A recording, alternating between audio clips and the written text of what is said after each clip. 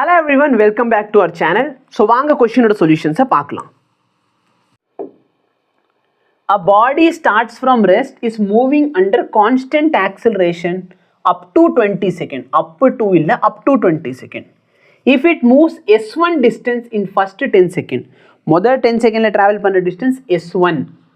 அப்போ s2 distance in next 10 seconds. s1 வந்து முதல் 10 செகண்ட்ல டிராவல் பண்ண distance s1. அப்போ நெக்ஸ்ட் 10 செகண்டில் ட்ராவல் பண்ண டிஸ்டன்ஸ் எவ்வளோன்னு கேட்குறான். நம்மளுக்கு தெரியும் ஒரு ஆப்ஜெக்ட் வந்து யூனிஃபார்ம் ஆக்சலரேஷனில் போகுதுன்னா மொதல் டி டைமில் ட்ராவல் பண்ணுற டிஸ்டன்ஸ் எக்ஸாக இருந்தால் நெக்ஸ்ட் டி டைமில் ட்ராவல் பண்ணுற டிஸ்டன்ஸ் 3xஆக இருக்கும். ஸோ இதோட வேல்யூ s1 சொல்லிட்டான், 3x வந்து s2.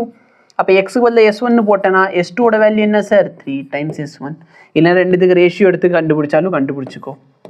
சார் எங்களுக்கு புரியல.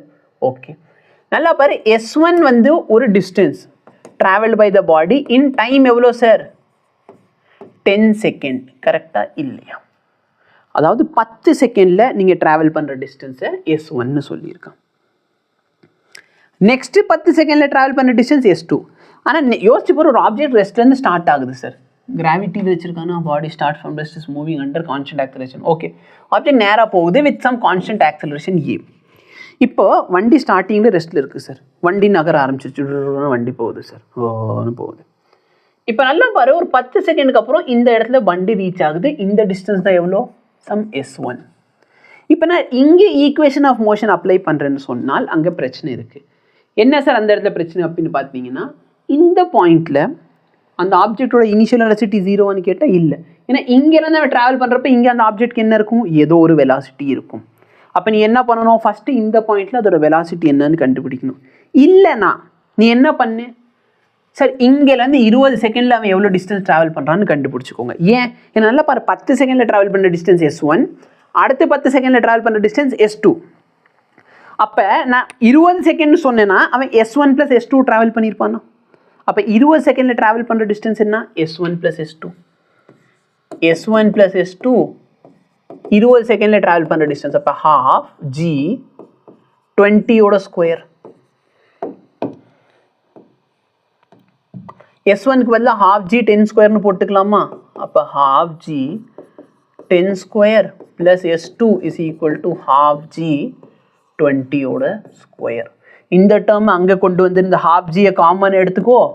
20ஓட ஸ்கொயர்லேருந்து 10ஓட ஸ்கொயரை சப்ராக்ட் பண்ணிக்கோ. 20ஓட ஸ்கொயர் என்ன 400, 10ஓட ஸ்கொயர் என்ன 100. அப்போ ஆன்சர் என்ன வருது 300. இங்கே என்ன வருது ½ g 100. இப்போ s1 is to s2க்கு ரேஷியோடு s1 is to s2 ½ g into 100 ½ g into 300. இதை நீ சிம்பிளிஃபை பண்ணால் 1 is to 3. அப்போ s2 என்ன ஆயிடுச்சு 3 times s1. அதை நான் டைரெக்டாக உனக்கு இங்கே சொல்லிட்டேன். கரெக்டாக இது ரெண்டுத்துக்கு ரேஷியோ எடுத்தால் என்ன கிடைக்க போகுது, இந்த எக்ஸ் தான் என்ன சார் ½ into g தான் எக்ஸோட வேல்யூ. அதான் உனக்கு டைரெக்டாக இங்கே சொன்னேன்.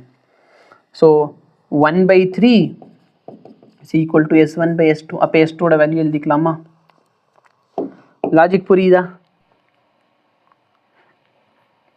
இப்போ நீங்கள் பார்த்த சொல்யூஷனை பெரிய லாங் வீடியோலேருந்து நாங்கள் கிளிப்பாக எடுத்து போட்டிருப்போம். ஸோ மேபி உங்களுக்கு புரியல அப்படின்னா எங்களுக்கு கமெண்ட் பண்ணுங்கள். நாங்கள் கண்டிப்பாக இந்த வீடியோக்கு ஒரு டெடிகேட்டான சொல்யூஷனும் கொடுக்குறோம். ஓகேவா?